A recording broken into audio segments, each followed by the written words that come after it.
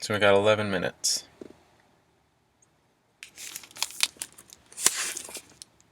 Okay, let's look up how Maynard likes to smoke sausage, shall we?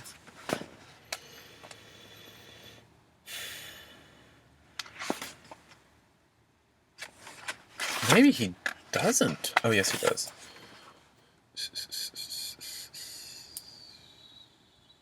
Smoked sausage. This is an easy sausage to make because smoked products are used in the mixture. There it is. That's how you make a smoked sausage. According to Maynard, one way. So further smoking is not necessary. Okay, that answers one question. You just put smoked meat in it. What about smoking it, brah? Okay, this sausage is put in the smokehouse after you have made it, and you will find the full flavor will receive a good response from people who like smoked products. Can't help but imagine like a Yorkshire accent on this guy. He's got the milk powder in there again. Now, I want to know temperature, duration of smoking. Fine salt. Okay, he doesn't put his wanted saltpeter therein. So mince it, bowl chop it. Milk powder, so he's definitely wanting to bind the liquid. Small amount of water. Now add the back fat. Chop, chop, chop. Put this sausage meat into a tray. Put in the fridge. Leave overnight at a temperature of $40. Okay. So you, $40, did I say that? 40 degrees. Chill it overnight, basically. The next day, stuff into large hog casings. Don't link them. Make them into a ring. Hang the sausage ring from a smoke stick. You know, a smoke stick. Using the same string that you use for tying off the sausage, then wash off. This will remove any surplus salt or fat. If this is left, it will hinder the smoke. When fully dried, okay, now there's the key. That's got to be dry on the sausage skins. Smoke between 115 and 120 degrees Fahrenheit for about 4 to 5 hours. That's a pretty low temperature smoke. So these are going to be like warm. 4 to 5 hours? That might cook it. Man, that's just like right on the border. This will give you a golden smoke using oak. If you want a stronger taste, leave it for a bit longer. Wait until it has finished smoking. Open the door of the smokehouse and leave the sausage inside until it goes cold. It is then ready for packing. Interesting. So he's basically really slowly cooking them. I wonder how the fat hangs out in that particular recipe, because when you do it at that temperature for that long, you tend to lose a lot of fat from the sausage, and they get greasy on the outside, which is not so pleasant. All right, 8 minutes. Anthony, awesome.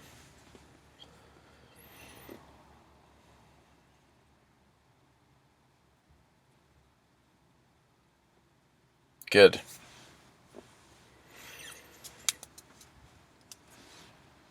You got the hogs on site.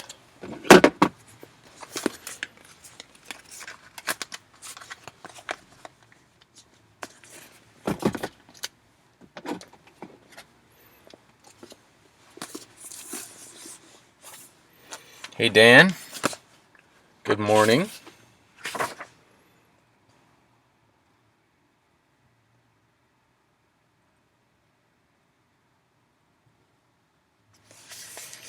Thanks for joining us, you guys.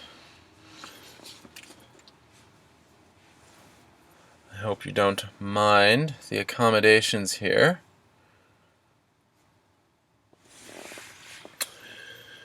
I just wanted to prove the versatility of the Econoline E350.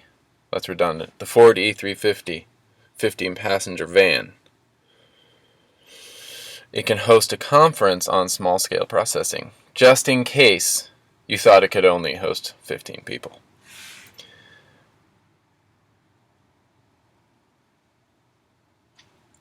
Hey Dan, got yourself a new winch, eh?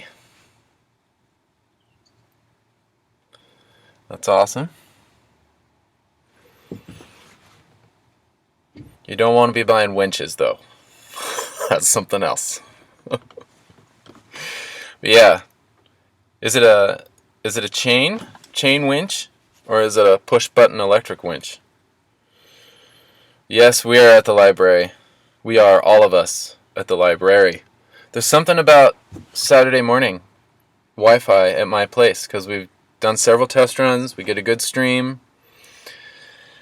I get to have the background of the blue tile of my shop and prosciuttos hanging, but whenever I try it on Saturday morning, there's just not the strength. I don't know what the deal is. And so we come to the library. Oh, nice, yeah. Electric winch. That is a luxury, man. That is a significant improvement over the chain hoist. For a couple of reasons, mainly because the slack chain on a chain hoist is just impossible to keep that thing from rusting and getting muddy. Particularly from rusting, because you're spraying everywhere, and unless it's a really expensive stainless steel chain, it's going to rust. And you end up having to prevent it from slapping against the carcass of the pig from which it is hanging. The carcass of the pig that it is hanging, and getting rust marks all over it. So, yeah, electric winch is the way to go.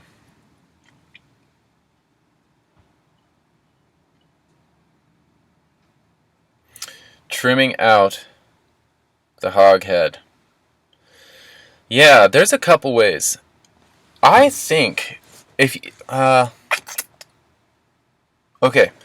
you want to get the most meat off of the skull of a pig, the absolute most, every little sliver of like gum and lip, palate, every scrap of fat or collagen clinging so tightly to the skull, then you gotta simmer it. That is the surest way. And I mention that because it is really simple, especially relative to the tricky knife work and the sharpness of the knife that is absolutely essential to the task of actually carving it off with your knife.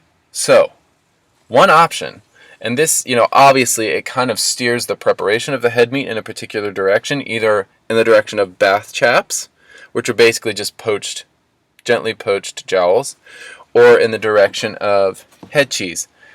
And you can kind of pick, you can split the head lengthwise, and then lay the side down, and then saw off the bottom jaw, and take that and simmer it. And after maybe just over an hour, maybe an hour and a half, you should be able to lift it out of the skull, of the simmering water, and just pull the jaw out of it. And everything will come off that jaw. It'll be perfectly clean, and you'll have this gently poached jowl. And if you had previously brined that jowl, with the jaw still in, which I highly recommend, it is now a bath chap. And you can slice it thin cold and eat it with mustard, and it is crazy good. So that is one way of getting all the meat off of a head, and not a bad way. Other than that, with knife work, the only trick of that trade is learn how to sharpen your knife. That's the main thing. And what I usually do, if I want to skin a pig head, get the whole thing off, start it forehead down on the ground, the pig head. And so you're starting on the bottom, of the jaw, which is facing up towards you, and you cut all the way down, all the way out to the bottom of the jaw. And then you peel it back, find the inside of the jaw with your knife, and that becomes your guideline for removing the rest of the thing, because the goal is basically just to extract the jowl, as much of jowl as possible, from the jawbone. So you got to find it. And if you find the inside of the jawbone, then you know where you're at. You can use that as your guide. And I pull it back, and I cut it off, basically right up to under the eye, under the ear, the whole side of the face, basically just up to under the eye. That's the jowl. And something else I'm going to say. Oh, you have the option to leave the masseter on the jaw. And there happens to be a seam that separates that quite clearly. Even as you're pulling it, there's a circular puck-shaped muscle that'll want to stay on the jaw. And when I'm making guanciale, I like to leave that on the jaw so that the jowl doesn't have it. The jowl is just more consistently fatty, because that will cure differently than the rest of the fat. It's so distinct from the rest of the fat of the jowl. And that seam kind of presents itself as you tug on the jowl and work it with just the tip of your knife. That's how I usually approach that. And then, if you're curing it for guanciale, you'll notice there's salivary glands. And I'm assuming that's what they are. I don't know. They're glands. And you can leave those. Those cure just fine. You might have some of the bottom lip on it. If you're going to cure it for guanciale, I would trim that off. Because there's lots of bacteria in there that could lead to spoilage. Highly unlikely. The only things I would trim with curing in mind for guanciale would be flaps, large chunks or flaps that are sticking off the head, or off the jowl, because a little tiny flap will become desiccated and extremely oversalted long before the full thickness of the belly will, if you know what I mean. So trim it to smooth it out, basically, that jowl. I hope that's what you meant, Anthony. I hope that's helpful. And yes, so harvesting a suckling pig. We were talking about that on Facebook. And I thought about it some more. I've never harvested a pig that small. We're talking like 20 pounds. I've harvested a young kuni and it was close to that. It was really small, and that one I did stun/kill by shooting it with a .22 rifle. Long rifle, not the Magnum. That would just completely destroy the head. But a .22 long rifle is very subtle, and it's pretty good. That being said, here's what would happen if I were doing this. I would pull up to the farm with my .22 long rifle, and I would assess the situation from there. Get out, meet the piglet, notice how likely, I would have to discern how likely it would be that I could get the pig to hold still in order to get a good shot. And judging from the way wieners like that move around, probably not likely. They're going to be just a constantly moving tiny target. And based on how impractical it feels for me to shoot that pig, that little piglet, I would then go into plan B, which would be tricky. And that is to use just the knife. And I might even go to just the knife before I went to blunt force trauma. Because I can more certainly deliver death with a stick. The risk of blunt force trauma, it's always so present in my mind when I do a slaughter. I've never actually used it. I've never struck a rabbit or struck a piglet, with a metal bar or the pull of an axe, for a couple reasons. Accuracy is tricky, but more than that, there is the variable of dodging. The thing about a bullet is you can't dodge it. It's coming a little too quickly. With blunt force trauma, there's wiggling. And once you're committed to the swing, well, you're committed. And you just don't want to miss that one. So, I don't know. I think, some people could probably do it better than me. I'm positive of that. I might go for having someone hold the pig up by its hind legs, the wiener, the suckling pig. We're talking 20 pounds, little guy. And that is going to seem like an ungodly torment to the little pig at first. It's going to scream, but the weird thing happens when you hold a pig upside down. It actually kind of chills out, as much as a piglet could be said to chill out.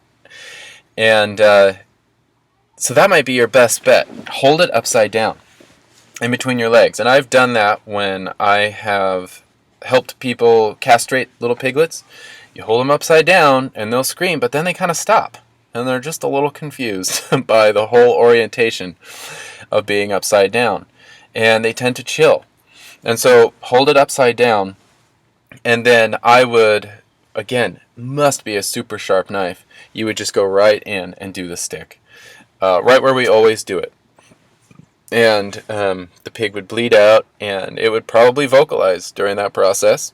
But you will have most certainly delivered death. There will be no ambiguity regarding whether or not that pig will die. Quickly, it will. As quickly as it can bleed out, it will die. So that's how I imagine myself doing it. I never have. Again, I should say that. I haven't actually killed a pig that tiny. I've only killed pigs that I felt good about shooting. They were big enough that I could shoot them with the long rifle. So I would hold it upside down and just get your stick. That's what I would do. And yeah, when you go to scalding and scraping it, the skin is so tender. I would get it up to the 145, the scalding temperature, but then it is such fragile, thin skin, which is why it's so delicious, that I would check it, 15 seconds into the scald, just right away, constantly be tugging on it. Maybe have it in a pot and submerge it with like one wooden spoon and then be rubbing it with the other. And as soon as you see that scurf, the pigmented layer of skin, and the hair come off, get that piglet out of there. So maybe have a rope tied around its foot that's got enough slack to submerge it, but so that the rope is hanging outside of the pot so you can get it out right away, because the overscald will just happen instantly on a creature with such tender skin. And then you could probably just wipe things off by hand. It should scrape really easily. And eviscerate, as normal. Keep the head on there if it'll fit in your oven like that. And you roast it like a big chicken. Depending on when you're going to do this, depending on when you're going to cook it relative to the slaughter, if it's going to hang out in a walk-in overnight or in a refrigerator for a couple days, then you would want to truss it so that the rigor mortis works in your favor. If you come back to the pig after it's been in the fridge for a couple days and it's hanging, let's say, it's going to be, fully stretched out and probably longer than your oven. And you're not going to be able to bend the legs back. You're going to be like folding the carcass. So if you're going to have to refrigerate it for a little bit, then right after the evisceration, you want to tuck its legs in like this and tie it with a string. Do the same thing with the back legs. So you have a package that will fit perfectly in a roasting pan. It won't be too big for it. Rigor mortis will then set with the pig tied like that, and then it will stay that way. And to facilitate, the roasting, I would, to facilitate the crisping of skin, which, by the way, is 90% of the reason that you would cook a suckling pig, I would do it, when you tuck the legs in this way, you should be able to set it down so that its back is upwards and its belly is sitting right in the roasting pan. And then just gently score the skin with a utility knife, because you can set the depth and just let that razor blade peek just, like an eighth of an inch outside of the utility knife. Score the skin, olive oil, salt, fresh thyme, and roast away. And I would think it would take about as long, it might take as long as a big chicken, in a modern oven with the thermal intensity that our ovens can produce. I would start at like 400 or maybe 300, and I would do that for like an hour, and then whack it up to 450 at the end to really get the crisp for maybe 20 minutes. And maybe 350 for a longer than an hour, maybe an hour and 15. I don't know, I'd have to see. But what you're looking for, is for the meat on the inside to be pullable. So not just cooked, not just roasted, but actually like spoonable, and the skin to be crispified. And so that's kind of a tricky balance, because that does take prolonged cooking, and you don't want to, but you also don't want to burn the skin. And so those are the guidelines I would work with. And maybe partway into the roasting, depending on how long you're roasting it, get the pig out maybe an hour before it's done, and that's when you lift the pig out of the roasting tray, pile in a bunch of potatoes, chopped up potatoes and coarsely chopped rosemary and sage and salt, put the pig back on, and finish it that way, so that you're cooking potatoes in the lovely juices of your suckling pig. That's what I would do. Haven't done it yet. That is also my primary motivation for getting a sow on our property at some point. Because it is a great management technique. When you have lots of piglets running everywhere and you're pretty sure you can't sell them, more often than not, the best thing you can do with livestock, the most economic, management savvy choice, is to cull and bake, regardless of the size.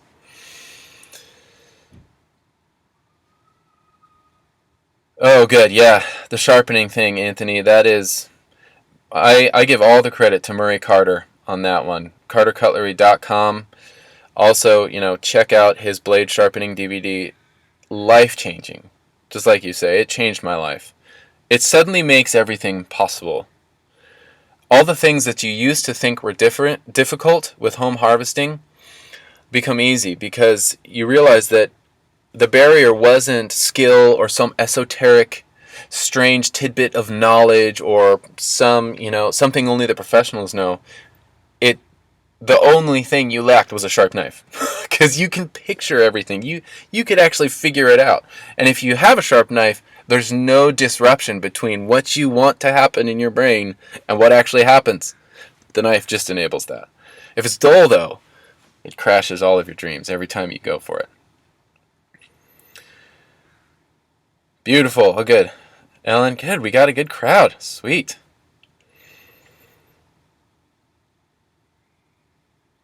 So how is the fat with red wattle and mulefoot pigs? Okay, good question.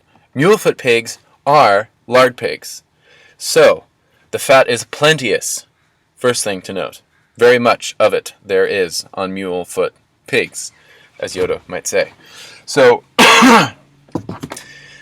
consequently, being a lard pig, the mulefoots will tend more towards the saturated fat end of things.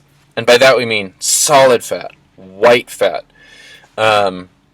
Fat that is not oily. It also affects the flesh. So even during the butchering process, as you're cutting it, you're going to notice that there's not puddles of meat liquid on your cutting table. There's less water in pork that has saturated fat. So it's just a more solid thing. So yes, mulefoot's definitely a good option for saturated fat, but do be prepared for a lot of it. Depending on whether or not they scald and scrape or skin the mulefoot, or whoever's doing the harvest, and if you're having someone else do it, 99.9% of the time it's going to be skinned. But if it's going to be scalded and scraped, you could have as much back fat on your chops as there is meat, if not more. And the carcass as a whole, if I were to harvest a mulefoot pig, which I love to do, when I harvest it, you receive 100% of hanging weight. The whole thing, cut up and butchered, of course. But of that 100% of hanging weight, on a mulefoot pig that has been fed like a normal pig, there will be like 60% of that hanging weight will be fat, if not more. Which is a beautiful thing, if you have a place for that in your kitchen, in the form of lard and traditional cures. So mulefoot's awesome. Red wattles also get very fat, and I've harvested lots of them, and they're great. I don't think I would call them a lard pig, but again, if they are fed on a diet that is primarily the protein coming from field peas and the carbs coming from things like barley and wheat, then it will put on lots of saturated fat. The pigs that are not lard pigs are a little more, it seems to me, their physiology is more docile to the kind of feed that they get. So, if their ration is specifically soy as a protein and corn as the carb, they will tend more towards the oily, unsaturated fat that is not bad in and of itself. The thing that is tricky about unsaturated fat is that you taste exactly what created it. So, if a pig eats lots of soy has oil, and the pig does not metabolize that oil as much as it metabolizes the fats from other things that don't have oil in them. So when it doesn't metabolize that soy oil, you taste the soy oil. That's what I'm trying to say. And soy oil doesn't taste so good in pork. Corn oil is not so bad. This is where you get the notion of finishing. So saturated fat is essential for the structure of the pig and to make curing easy. It's very mild in flavor, very mild and wonderful. At the end, if you want to add a flavor, and nature does this sometimes automatically, when it's joined with savvy management of humans, the acorns fall in the autumn, and the pigs will eat the acorns. And so they will just be doing that for like the last 2 months of their lives. Acorns have lots of oil, mast of any kind. Peanuts do. Any kind of nut, hazelnuts. They will eat those things. You will taste acorn oil in the flesh. So that's where the value of unsaturated fat comes in. It's a finishing thing. If the pig were to eat it the whole life through, it will affect the flavor. And I have an example of this. I harvested a couple pigs and cured them, and they had been raised. They were Tamworths. They were great. And they had been raised on fermented okara. So basically the farmer was getting this byproduct from a soy factory here on Vashon, which is called okara, and it reeks. It does not smell good. It's super high in protein. It's super high in nitrogen. People use it as fertilizer. And he was salting it in big, food-safe plastic drums. And it was fermenting, really bubbling up. For the pig, it is a salubrious. It's healthy. The pig thrives on it. Now, when we harvested these pigs and started curing them, not ideal for bacon at all, because the fat was so unsaturated. It was such an oily fat on the pig that the fat was transparent. So when you cured a belly and you sliced it thin, you could see through the fat, is what I'm telling you. And so that made very thin, very lean little bellies. And these pigs were mature. They were just lean and oily, I don't know. They were like long-distance runner pigs. I'm trying not to think of this in terms of curing human flesh, but that's kind of the vision I have of these pigs. But the prosciuttos were delicious. I'm still carving one, or my mom actually bought one of the legs and cured it as prosciutto, and it's delicious. So for long-term curing, the oily fat is all right, but for the plump frying type of cures like bacon, you want that saturated fat. Okay, could talk about that forever. But yeah, red wattles, mulefoots, they are good pigs. I harvested red wattles once who were raised on a goat dairy, primarily on the byproducts of the whey and cheeses that had gone off or not sold.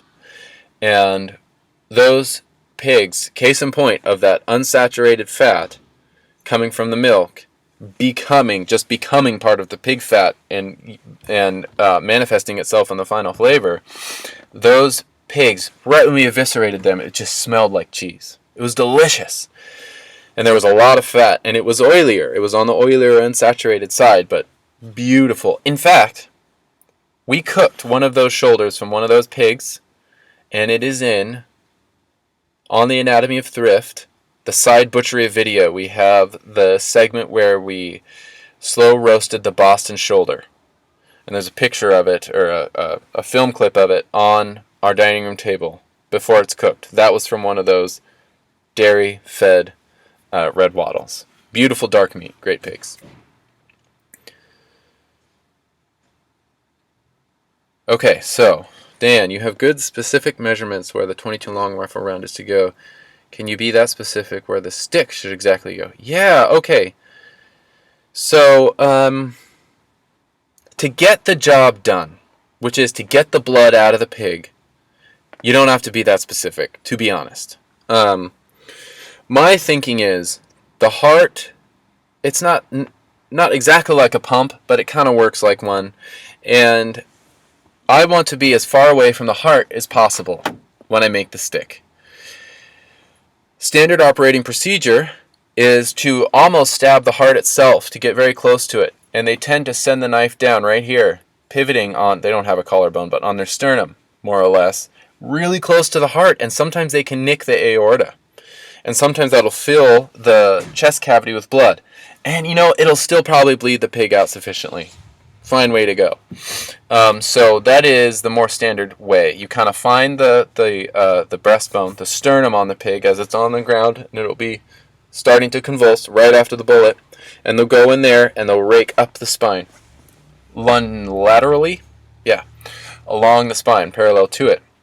And they'll come out, and the blood will just you'll have a instant gush, and then it'll kind of stop. I like to be further away from the heart for two reasons. One, I think the heart will beat longer. The pig is already gone, so it's the bullet has not just stunned the pig; it has scrambled its brain physically. It's lights out. So if the heart is beating longer, it's not like it's keeping the pig alive longer. And so I stick way up just behind the jaw, and I make an incision no bigger than my knife. I want it to be small for the second reason, to catch the blood. You get a nice little stream. Now, if you know you're not going to catch it, and it's your first few times sticking a pig, you can open up a big wound if you want, just to be sure to get, the point being, all four of the blood vessels. You've got the carotid and the jugular arteries. There's four of them, and they're running parallel with the spine to the head. You want to cut them. And so when the pig is down on its side right after the shot, I come in with my knife just behind the jaw, and I draw my knife, what is that word? Perpendicular to the spine, not parallel with it. And so I get my tip in there, and basically, you can't aim for the arteries because you don't know where they are, but you aim for the spine, and that you can feel with your knife. So I aim for the spine, and usually I find my knife on the bottom of the spine, then I rake up across it. And I'll push in a little again to feel the top, so I can be sure. All right, I've halfway circumcised the spine, if you know what I mean. And that kind of gets all of the arteries, and then I withdraw. And if you get a stream, you got it. You did good. How do you know where the jaw is? You can't see the jaw on most pigs on account of them being nice and fat. So what you want to do is, as the pig is down on its side, find the ear, and just to the back of the ear, you want to project down to the bottom side of the head, the bottom of the neck. And if you're kind of in line with that ear, if you project that line down, that's where you want to do the stick. And for the catching of blood, and these are the finer points. You don't have to go this far, but if you want to catch it, you just make a small hole. And again, I'm going into the skin, and then I'm pivoting to rake the spine at the entry wound. You know what I mean? I'm not doing that. I'm pivoting at the entry wound. And then pulling out so that the hole remains small. And then you get a stream. Streams are catchable. You bring your bowl in right away, and it'll just flow right in there. And you stir as it's flowing so as it does not coagulate on you. That's where I aim. Line up with that ear, go down to the bottom, incision, rake the spine, and then out.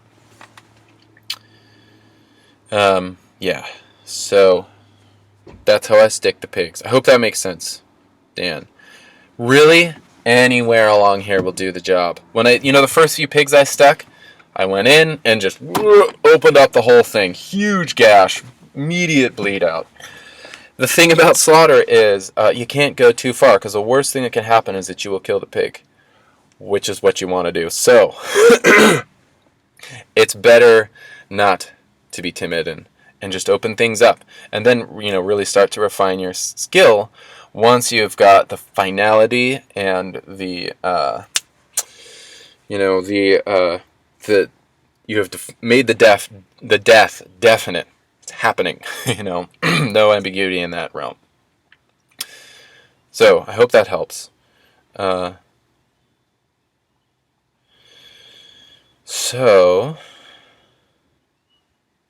cool. Yeah, do some piglets, Dan. It's time. It's time to roast some piglets when you look outside and there's lots of piglets and they're not selling a lot of them. Yeah, the land of soy and corn. It's corn corn isn't bad, nothing is bad, but thinking makes it so. The baked soy that's in most rations, soy is super high protein. And when I'm talking about the quality of the fat on a pig, if you're going to go towards saturated and unsaturated fat, a pig that is raised on organic soy and corn, and that is raised well, it's treated well, it's allowed to be a pig, will be a delicious pig, and it will probably cure beautifully. The best I can do is tell you what will absolutely 100% guarantee that you'll get more saturated fat. And the only way to 100% guarantee it is heritage breed pigs and no corn or soy in the lifelong ration of the pig. That's the only way to 100% guarantee it. Now, that being said, you could find, so much of it is also dependent upon genetics. That's why breed is part of this, is a factor. Pig to pig, litter to litter, you could get a Yorkshire, which is generally the more industrial breed of pig, fed on organic soy and corn its whole life, and you'll get wonderful saturated fat. There will definitely be aberrations like that. So, this is just as close as we can get to guaranteeing the saturated fat content of the pork, but we can't guarantee it 100%. It's just as close as we can get. And really, organic feed itself it's a big deal. Freshness of the feed is too, and not just because of the quality of the feed, but what it entails about the pig farmer. There's usually more going on. In America, in my experience, organic feed is expensive enough that the pig farmer is on another level of husbandry. They have committed to something more. Just because the price of that kind of feed is so high that they're doing other things too that are good for the pig. They're on another level of husbandry. So, if all you can find are healthy, ideally organically fed, soy and corn fed pigs, that pork will be good. It'll be good. Corn itself adds a sweeter flavor to pork and lots of fat. Now that you won't find from pigs that are fed a corn soy ration in the traditional sense of what that ration is. But I like to finish pigs on corn, organic corn, if I can afford it, and I'll just pack on a little bit more fat, and it will add a sweetness because corn has oil too. It has that unsaturated fat, and that will affect the final flavor. It's a beautiful thing.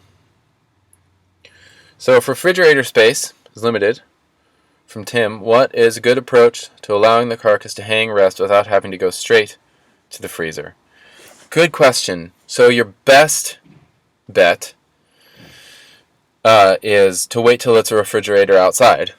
And that is so easy. I mean, I've done it that way so many times, and I know it's obvious and you probably already knew this, but it is so it simplifies the process so much that I can't stop myself from mentioning it. So slaughter in the winter. Boom. Solved. It's awesome. All your cures will be easier. Everything will be simpler. There will be no flies. So you can really ride the border of spoilage with your cures, which I know sounds bad, but really that's where the subtlety and the skill is with curing, is salting just enough to prevent spoilage. Just enough so that the pork doesn't go bad but goes good and really expresses itself. You want to inhibit spoilage, but you don't want to inhibit all the enzymes and other bacteria that make it break down into really intense flavors. So do it in the winter. That's the best course of action. If you can't, which is often the case, allowing the carcass to hang or rest. So it's helpful to know the life cycle of your most threatening critters, the insects, when it comes to pushing the boundaries on hanging temperatures. So if you're slaughtering in the summer, your biggest threat right after the kill and dealing with the carcass is not necessarily going to be bacteria or spoilage. as a bacterial function, it is going to be flies and maggots.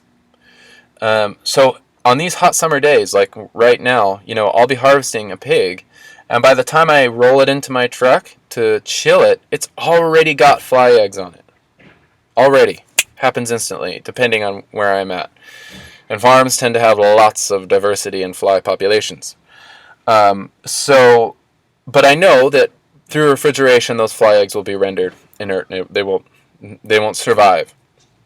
Fly eggs are mostly sterile, so you don't have to regard them as a tainting of the carcass in any way. Maggots are even sterile, actually, to a degree. So they're not that dirty, which I know sounds weird to say, but it's true. So I'll tell you what I have had farmers do for me. So I've harvested a pig on the east side for a class, east side of the Cascades. I'm in Washington State. And it's semi-arid desert there. So it was hot outside all day. It was like summer or something. The coolest place we had to hang the pig was 60 degrees. 60, like even got up to 64. And it was kind of in this back room of the garage. So it was dark, sort of northern facing. It was just the chilliest room in the vicinity. And we hung it there for one night. Never got below 60. Probably much warmer than that. The thing about semi-arid climates east of the Cascades is that they are dry. So the thing about dryness is that it might even be more decisive in how the carcass will hang than temperature. Because spoilage needs not only high temperature but water. And when we got to that carcass in the morning, it was totally dry. Fresh meat, you wipe your hand across it and it's just moist. You're covered in water. Free water. All bacteria needs free water to proliferate and do its damage and spoil the meat. But it was so dry in that climate that the entire exterior of the carcass was dry. Even bits down where the sticking cut was made, the blood was completely dried and crusted. In fact, a pellicle had formed across the meat, which is, denatured protein. It's just totally dry. So dryness is important. Dryness will extend the degree to which you can hang the carcass, even if the temperature is rather high. So that's one thing. Dryness is great. You got to keep the flies off of it. And I don't know the specific gestation of fly eggs, but I think it's more around 36 hours. So if you're hanging overnight, you should be okay. In fact, I'm quite positive, absolutely positive, you'll be fine even if it's warm. Another example, I have had farmers lay tarp on the ground, lay ice on the ground, lay carcass, and this was on a concrete slab, lay carcass on ice, lay tarp again on top of the carcass, more ice on top of the carcass, and then cover the whole thing with a bunch of blankets.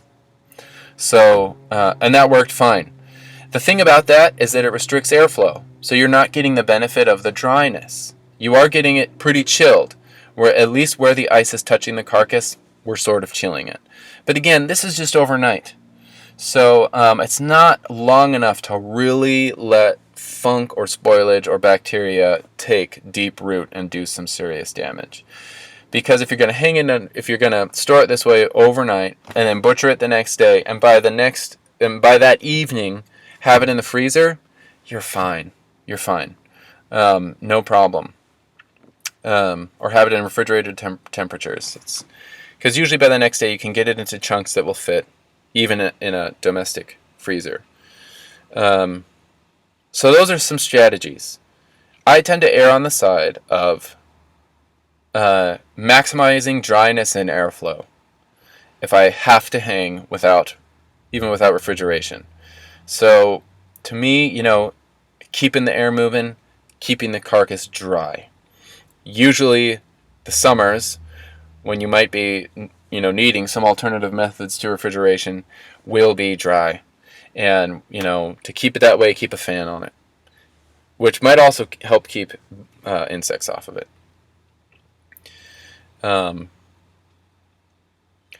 Yeah, so I shoot with a 22 WMR. That's my round. That's what I use. Hundreds of times. So yeah, and I am point blank, as close as I can be. I've never actually touched the muzzle, the barrel to a pig's forehead, and I wouldn't want to. They would immediately jump away from that, so that doesn't guarantee a still target.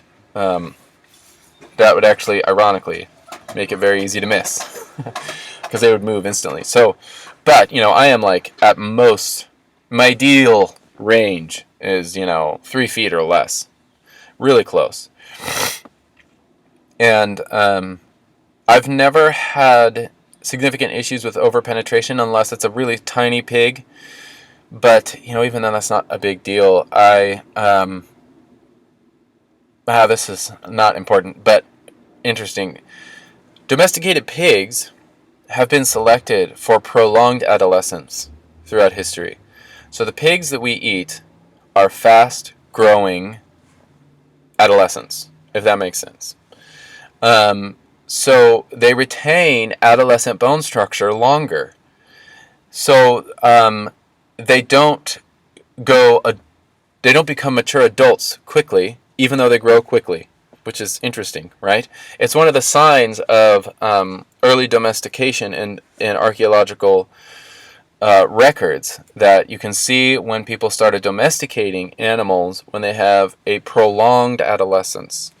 Because they're easier to contain, they're more tender, they're easier to harvest. These are all my reasons, but they make sense to me. Because a mature pig is like an impossible animal. An adult pig, the skin is so thick, especially an intact male. The weight is they're monsters. I mean, a domesticated adult pig can be over 1,000 pounds. Huge. That being said, it does make their bones a little softer, the adolescent bones of a pig. And so the breeds that I perceive as being more domesticated, like old spots, lop-eared pigs, the breeds that look the least like a wild pig, the Eurasian wild boar, those that have left the wild form to the greatest extent, in my mind, are the lard pigs with lop ears. They are like hyper-domesticated. We have really altered them to be our domestic partners. And so, if anything, I have found that my theory is they're more adolescent. They're retaining that adolescence. And so the bullet tends to travel a little further in them. And so just 2 days ago, I was butchering old spots, right? Yes. And I found the round, had traveled from up here, gone through the skull, and I found it down in like the picnic shoulder. Like the jowl end, so right up close. So that will happen sometimes, not a big deal, just by the jowl. I've never had a bullet exit the pig, which is good, because that would be a little freaky. The other thing to prevent overpenetration is to use hollow points. No, not hollow points. You will lose pretty much a lot of almost all the penetration. Jacketed hollow points. That's what I use. The idea being they will penetrate the skull, but after that they mushroom. And that is a good way to go. That prevents overpenetration. Full metal jacket, you'll find that in the pig, maybe way up in the Boston shoulder. Usually, especially with a 22 WMR. Now, I have shot pigs with 22 WMR with a hollow point and did not get penetration. Horrible. There's few things that are more discouraging and frustrating than hitting your target perfectly and not seeing it go down. It was perfect shot, and it was just a full hollow point. It wasn't a jacketed hollow point. So, Tim, I would use jacketed hollow points. That will give you enough penetration, but not too much. So some recommendations for harvesting attire: boots, apron, assuming all knives will be sharp. Yeah, so I have always worn Filson. And That is a company out here in Washington.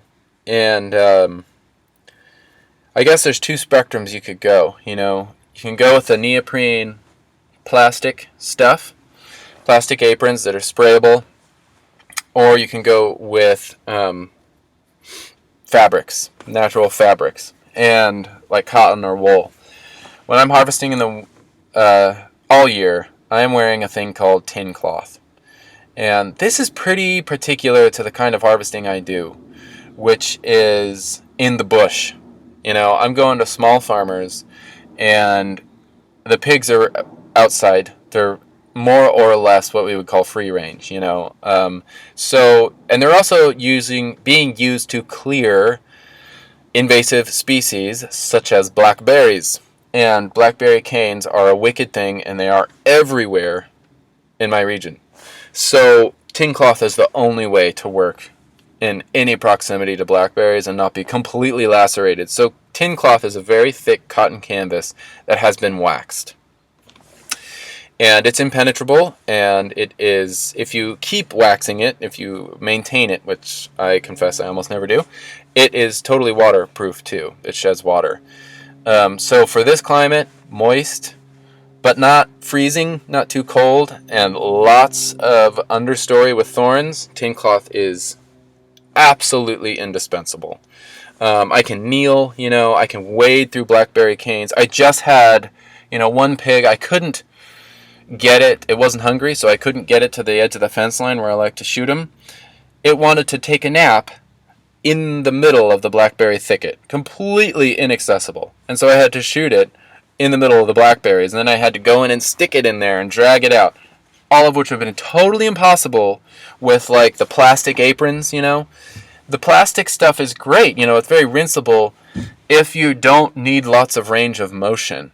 I have tin cloth pants with suspenders. I don't wear an apron during slaughter, and I have a vest. So I have 100% mobility because I'm squatting, I'm pulling, I'm moving all over the place. But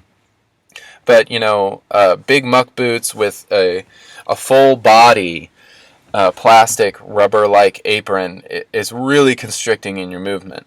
It's fine if you're on a concrete slab, it's nice. You can spray it off easy. It's quicker to put on and put off. It's not like you have to change your complete wardrobe to go out and slaughter a pig.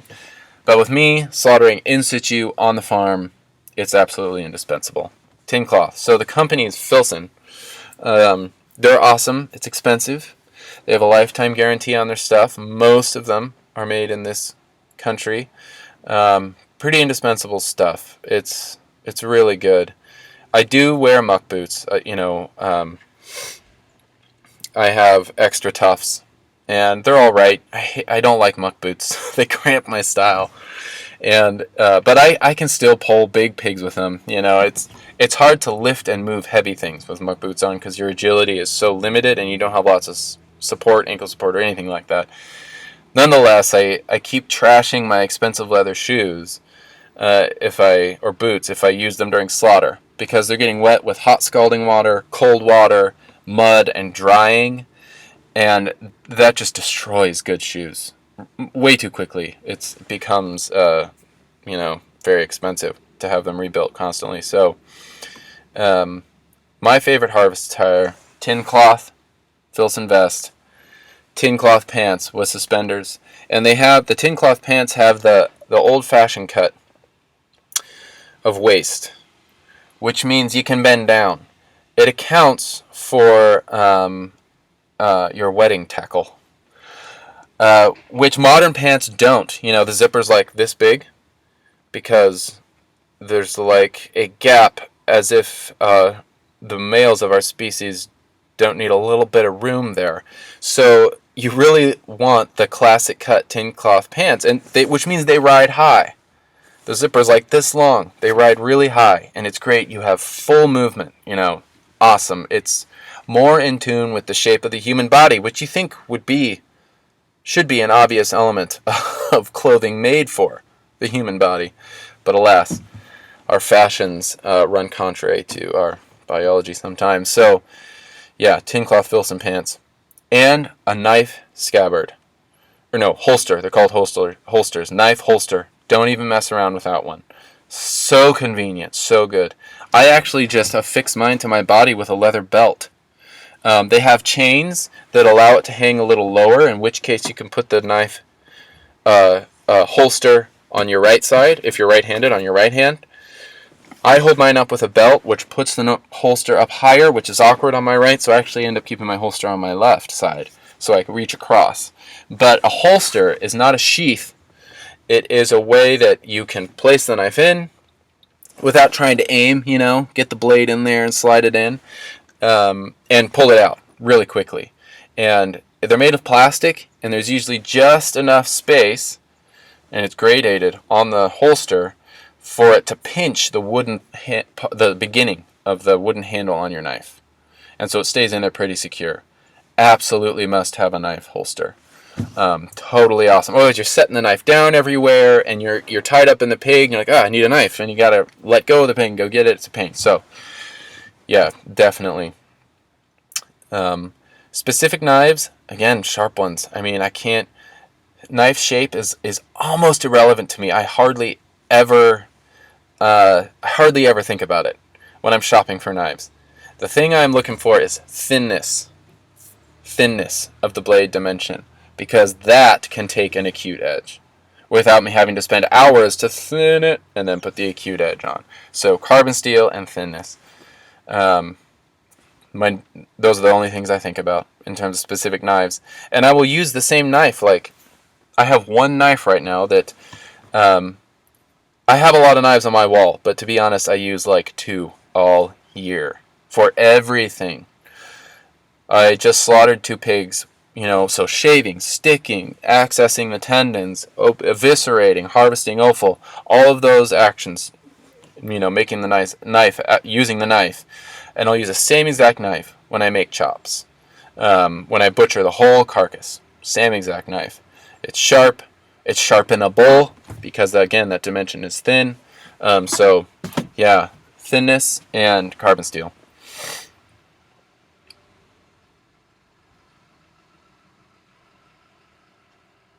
Yeah, so good question, Dan.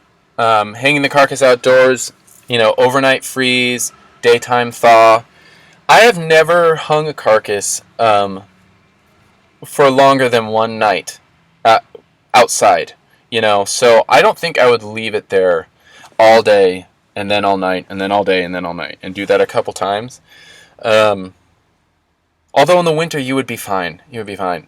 But, yeah, the question of freezing. In one night, the carcass is not going to freeze unless it's, just crazy cold. Because it's starting from, a temperature that's higher than ours. I can't remember. It's like 102 or something, the body temperature of a living pig. And so even if the overnight and the morning temperatures are really, really cold and maybe even below freezing, you might get a little bit of surface frost on the carcass, but it's not going to do the damage that, that freezing in a freezer for a prolonged period. You're not going to get freezer burn, for example. It's not going to freeze the meat all the way, if it's just one night. So, yeah. And then, so I wouldn't worry about that. And it's hard to imagine that affecting the freezing quality. If you want to hang it for several days, but you want to sort of buffer the extremes of below freezing and then warmer day temperatures, put it under something. That's huge. Space is super cold. And so if the pig is hanging from a tree, it's going to be a lot colder than if it's hanging from your porch under a roof. I would hang it under a roof. And that will just buffer the extremes. It won't be quite as cold or quite as hot. It will kind of narrow that range down for you a little bit. So moving semi-permanent containment structures other than electric fencing. Electric fencing works well for me, about 80%, but I'm looking for a backup. Oh, man. Me too. So I have mastered the art of electric fencing. My pigs never get out. Now that is also because I have limited myself to very docile breeds. Now, there are exceptions with every breed, but there are definitely pigs that will not test the fence, and there are pigs that will, just because of who they are. They're all individuals. Gloucester Old Spots, large blacks. Anything else? Those two, man, in my experience, mainly Gloucester Old Spots, they just don't test the fence. They are too docile. They're almost like that hyper domesticated. Not in a bad way. We get along real well. But they are just super docile, super calm, where on the other end of the spectrum, I would place Durocs or Tamworths. Man, they are wired. They are ready to go. And they are testing the fence all the time. And they're athletic, Old Spot's not so athletic. So that's one thing that's huge. You will find Old Spots, large blacks, much easier to contain. Okay, so for backup though, the only thing that I fantasize about is a perimeter fence around my little 2.5 acre square of property, because I've got little tiny, roughly 40 by 40 electrified pig paddocks with 2 or 3 hot wires, and then to have one buffer between, if that first electric fence is breached, I want a buffer between them and like Vashon Highway, where I live. I want a buffer between them and the sound. And it would be nice to have a really good, woven wire stretched fence. But that's money. And so I have settled, in lieu of that, until that day we get the perimeter fence, for moving the electric fencing. And the thing about electric fencing, if you haven't heard this already, Tim, it will work 100% of the time if you have docile pigs, like I said, if they're never thirsty, never hungry. And the reason you need docile pigs is because pigs that are just a little more amped, a little more athletic, even if they are sated, they're not hungry or thirsty, they will get bored. And they're just going to want to mess with you and explore. And that's when they'll get out. So those things, docile pigs, never thirsty, never hungry, and they have to be taught. Because an electric fence is just an agreement between you and the pig. It is not actually a barrier. They could get out. But it's an agreement. It's a pact between you and them. They will stay in if you keep the happiness in there. You got to keep it good for them in terms of mainly just food and water. And some entertainment. So they need each other. And moving the fence will help. But the way you train them is you set them up right when you get them home as weaners. You put them in a hard fenced paddock, okay? And cattle panels are good for this because they're strong, but they are temporary. You can move them around too. Cattle panels, they're like 16 feet long. You can get them 52 inches tall, which is way taller than you need for pigs, or like 36 inches tall. And they're rigid, okay? They're galvanized and they're rigid. They have their own structure, which is great. They're not floppy and flexy like woven wire fencing. You set up 4 of those. You set up inside of those the hot wire, just 8 inches to a foot or less. Yeah, 8 inches or less away from the hard fence. You set up the hot wires, and you are training them that the hot wires means stay in. Because if they hit the hot wires without that physical barrier, their initial reaction is just get away from spark. And that could mean running out of the paddock just as well as running back in. So for them, you have to teach them with a physical barrier. Spark means stay in. Does that make sense? And if you do that for the first several weeks, and then you move them to the next paddock, you won't have to have the woven wire or the cattle panels. You can just have the hot wires, and they'll be trained on it. If you want a little extra security, I will put up poly wire. The poultry mesh that you can buy from Premier One, and I will set that up just outside of the hot wires. And again, it's not even electrified. It's just a visual cue for them, a visual barrier that will keep them in. But they'll get it. They will learn that. So that's kind of my method for training them for the unfailing electric fence success. Docile pigs, never thirsty, never hungry, and train them on it. Yeah. Oh, and the solar chargers fail. So I use deep cycle marine batteries to charge my fences. They are immune to power outages, and to solar rays. They don't need them. I have a couple of them because I power my winch with them. I use them for so many things. And I also invested in a charger, which will last forever. They're awesome. Deep cycle marine batteries. They're expensive up front, but they really last forever if you top them up with distilled water every once in a while. And I can have one on the charge and one spark in the fence. Really good. I highly recommend them. Another thing is, and I don't even have to do this with my old spots because they're so docile, but walking the fence once a day, maybe every other day, but if you have active rooters, they're going to be grounding the fence out constantly. They'll be rooting up turf or sticks or logs and just completely slamming it right on the hot wires, and wires will touch the ground and they'll ground it out. Even a moist piece of grass can suck power from a sparking fence, and dim the shock that the pigs would feel. So I would do that. And yeah, rain should help. Another thing that can happen is you will lose ground from your grounding rod. When we have really dry summers here, as we always do, and there's drought, the water table goes way down, which means I don't have any ground. My fences won't be hot at all because there's no ground. You know how you have the charger, the battery connected to the converter, which also needs to be connected to a grounding rod going down. So I have ones that are the battery, the charger converter fits right on top of a T-post, and I hammer the T-post way down. And you just need to make sure you have really good ground, because that is without ground you don't have a good spark. You don't have a good shock.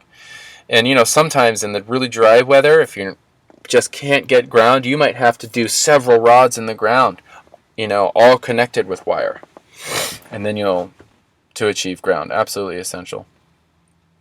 Yeah, American guinea hogs, they're antsy little guys. They'll test the fence. Oh yeah. Once they get real fat, they tend to not do that, but that's, it's a little later down the line. Yeah. Oh yeah, waterers. Yeah, that is the perennial difficulty with pigs, because they'll destroy any structure you put in there. They will destroy any trough, any waterer. They will do their best. They like nothing more than to spend all of their daylight hours destroying the things that you put in there.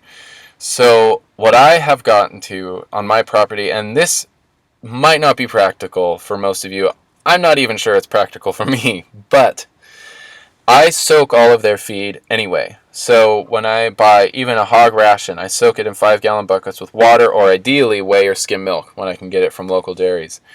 And I soak it for, at a minimum of 12 hours. It's usually more like 24. And because I am able to get fresh feed, it really helps. When the grains are fresh, it absorbs a lot of water, and a 5-gallon bucket that was half full is now full because it's absorbed lots of water. And this really reduces the waste. The pigs eat more of it. Oh, and I should mention, we're at an hour and 13. We'll keep going, but last time they cut me off at about an hour 20. So if that happens, you'll know that that's what happened. We're using the library's Wi-Fi, but I'll just keep going until it happens. So I don't actually supply water to my pigs. I soak, on its own, because if you fill up a bucket, they just tip it like in 5 minutes. So I soak the feed, and I really soak it. It's not enough just to have a 5-gallon bucket full of completely saturated grain. It'll be, there'll be lots of free water in there too. So often what I'll do is I'll soak the grain, it'll fill a 5-gallon bucket, and then I'll split that. And then the second half of the 5-gallon bucket I fill with water. And for 2 pigs, that's how I feed my 2 pigs at this current stage in their development. They're going to want more feed in a few weeks, I'm sure. And I do that twice a day. So my pigs get all of their water needs met in their feed. When I bring them feed, they get a ton of water. That being said, I still have this anxiety in the middle of the hot days, especially if I know the evening feeding might be later than normal. I'll bring in a bucket of water for them. Now this is probably impractical because the soaking, the mixing of feed and water and the space and the buckets and that whole management is not practical for raising a lot of pigs. I've just got 4 at my house, and I've got an 8-year-old who helps me, and he'll bring water to them if I ask him to. In the middle of the day, he'll give them some water, which is great. So in lieu of that, what I have done is I have taken like a big T-post, driven it into the ground, and affixed a pipe to it with a hose and one of the pig nipples. And they will learn how to use that. But even those, are of limited utility because they'll clog it with mud, and it won't wiggle and deliver water anymore. It'll create a mud puddle right below it, which they will use to regulate the temperature and chill out. And in so doing, they will uproot the T-post, even if you put it really deep. So that's why I don't do that. I don't like that system. I've really kind of settled on bringing them their water with their feed. Their feed is just soaked. Also, if you're feeding them dry feed, they are like 4 times as thirsty. Dry feed is super easy because you can get those perpetual feeders where you dump it in the top and they lift the lid and they get it when they need it, which is great. You just fill it every once in a while. It completely eliminates the twice-a-day chore of bringing feed out. So excellent if you're raising a lot of pigs and you need to maximize your labor time. But it makes them very thirsty. The drier the feed, the more water they drink. Because all the feed that my pigs eat is utterly saturated with water, they don't need as much water. And so it is sufficient for them to have the water saturated in the grain, plus, what I bring them in the morning and in the evening. I hope that makes sense. Yeah, it's mobile. That's the practicality of this setup. The T-post in the ground, you have to stick it so deep to prevent them from rooting it that, it's not that practical as a movable system. I'll try to think of other systems that I've seen that I like. I'm kind of blanking on it right now, but for watering pigs, rather than making a whole bunch of trips out there. It is definitely a challenge.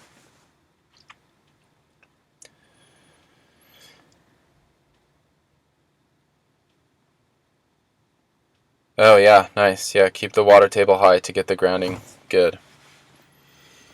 Yeah. Yeah, the water. Water is always tricky.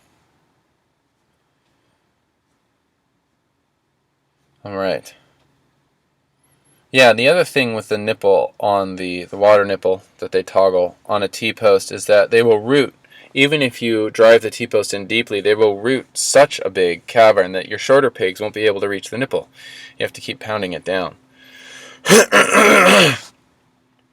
But if pigs get out, 90% of the time it's because they're thirsty.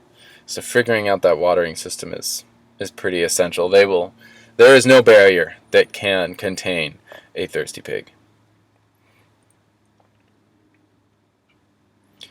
Yeah, a hub watering system is great. You just kind of write off that little area as, your sacrifice zone, because it'll just be destroyed between water and displacing of soil and rooting and everything. But yeah, something you don't have to drag would be nice. Wet feed.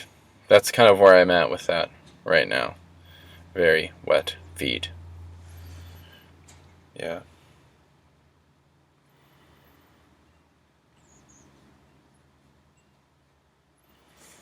All right. So what else? Today I'm going to make sausage. We have our pork shares coming up, and these are old spots that I slaughtered last week, raised at a local goat dairy, Burton Hill Farm. You should all look it up. They have a website, burtonhillfarm.com. They're on Vashon. They're dear friends, and I partnered with him to raise pigs for me because there's only so many pigs in my land and my schedule, can handle, and he lives just down the road from me. And he is a dairy farmer full-time, and he's got older boys that help him raise the pigs. And so they have that constant supply of wonderful whey. And so these pigs are fed on a hog ration that is mostly peas, barley, and wheat, again, for that unsaturated fat, almost always soaked in goat whey, which is going to add some unsaturated cheesy fat. And then he likes to finish, and I do too, he's going to finish them on a lot of corn, which will add more sweet fat. So they have the structured fat for most of their upbringing. And then towards the end, we just switch to pure corn. And it adds, just a little bit more of that back fat and that wonderful cheesy flavor that you get from unsaturated fats in meat cures, which is very, very special. And that cheesy flavor is actually rancidity. It's the oxidizing of the fat. Saturated fat does not oxidize as much. The yellowing of the fat is rancidity, and that comes from unsaturated fat. Now you get too much of it, and it will be unpleasant. It'll have a greasy mouth feel, and it will be really bitter. It'll start nice, but then it gets really bitter. And so balancing that is kind of a trick, and finishing pigs just adds just the right amount to your cures, and it is definitely where the cheesy flavor comes from. For me, it is the seat of that umami flavor.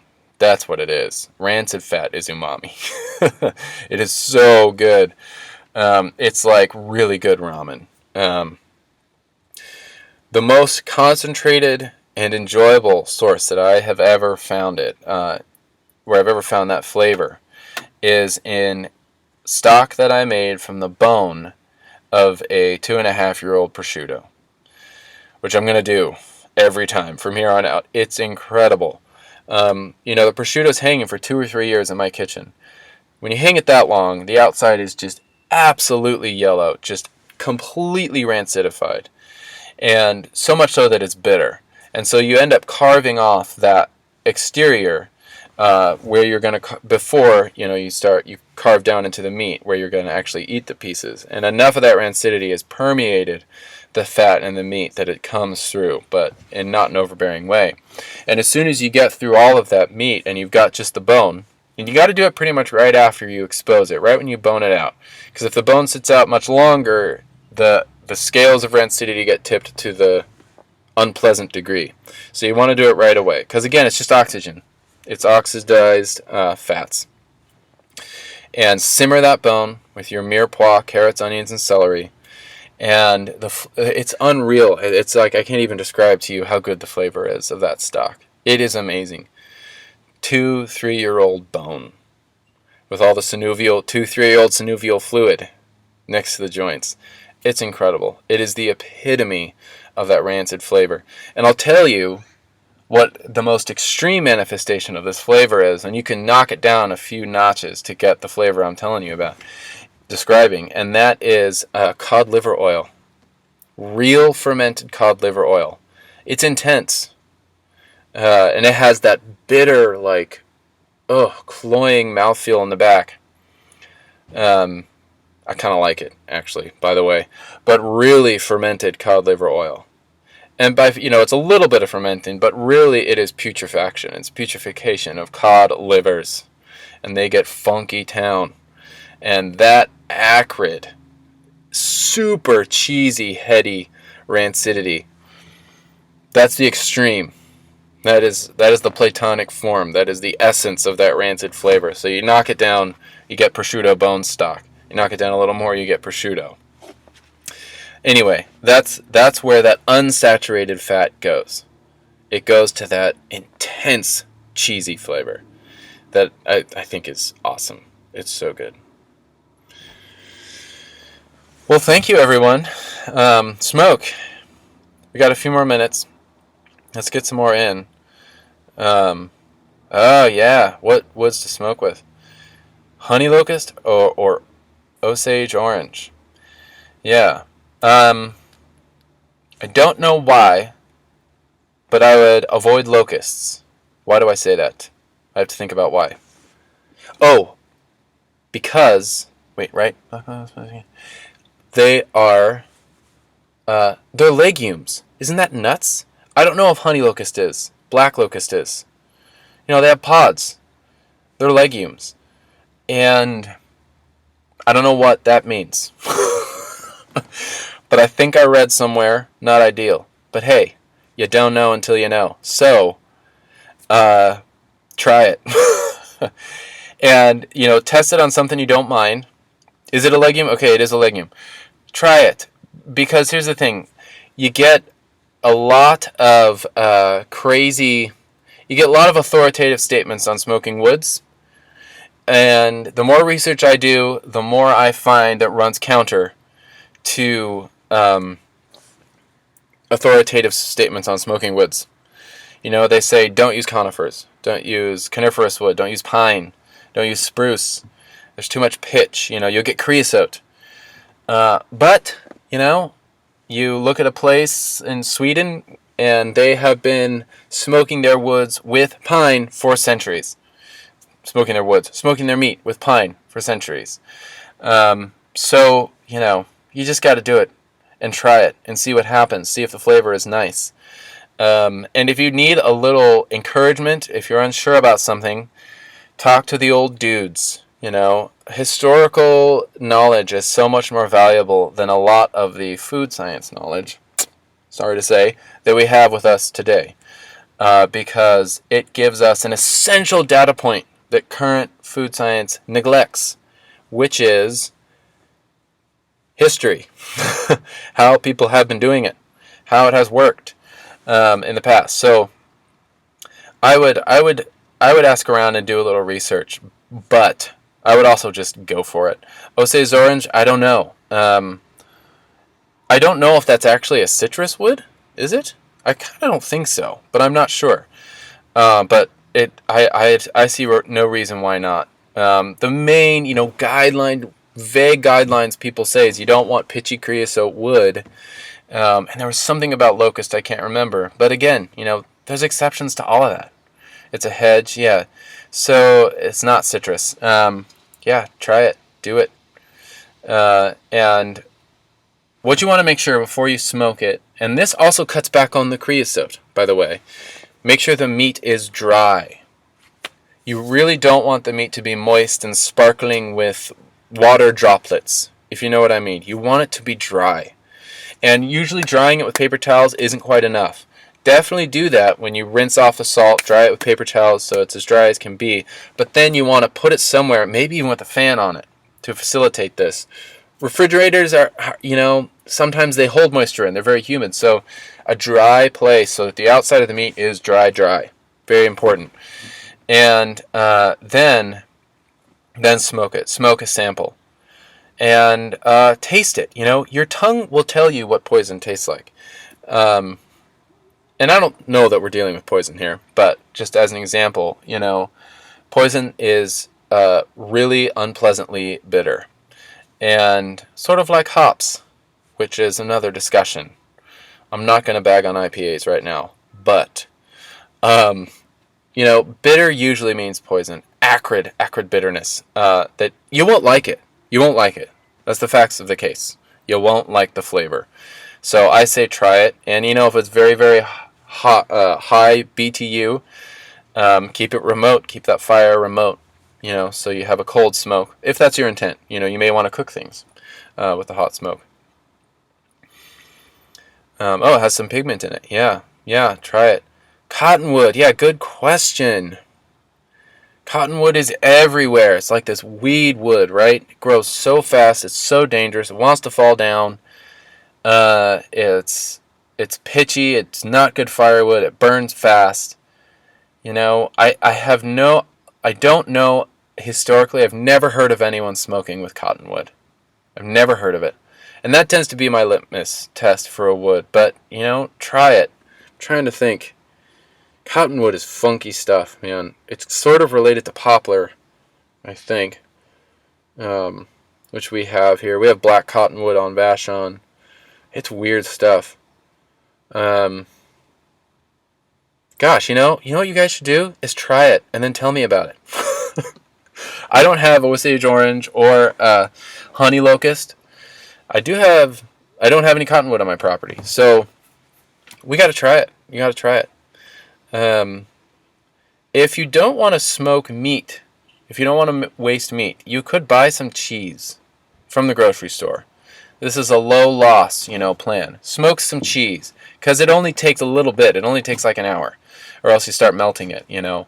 It doesn't take long to get that flavor. Maybe pick a really mild cheese from the nicer cheese at the cheese counter. A mild cheese, smoke it, and that should give you a really good sense when you taste it or smell it of what that smoke does. Now, okay, all of this talk about smoke woods, there's one thing that really surprises me. I've had cheese that was smoked with hog fuel. You know what hog fuel is? It is everything. It's every wood harvested from the side of the road and put through a wood chipper. And then it sits in a pile for a long time. And even it starts to decompose a little bit. It produces a delicious smoke. That's the fact. Smoke tastes good. And so it's probably better to think of your range of available smoking woods as much broader than we assume, than much narrower. So try it, guys. Try this cottonwood. I want to try it. If you don't want to taste it, mail it to me and I'll taste it. And I'll tell you what I think. Yeah, turned off oven. Great idea for a drying place, just to get that exterior moisture out. Yeah, that's great. Yeah. Yeah, that's great. Oh, related to hickory, really? Cottonwood. Interesting. Yeah.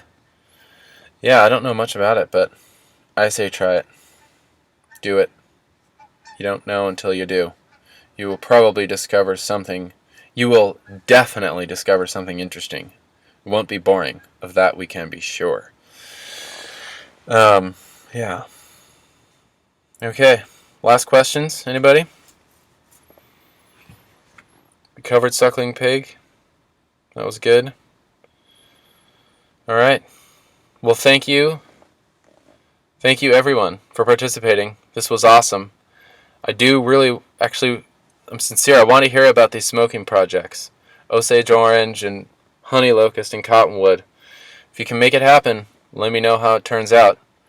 I'm going to go make sausage today. What else am I going to do? And it's Feierabend tonight. Remember, Saturday evening is when work stops. So have a beer with your family. That's what I'm going to do. I need beer. I'm out of beer. I'm glad I said that. All right, we'll take care of that. All right. Thanks, everyone. Have a good day.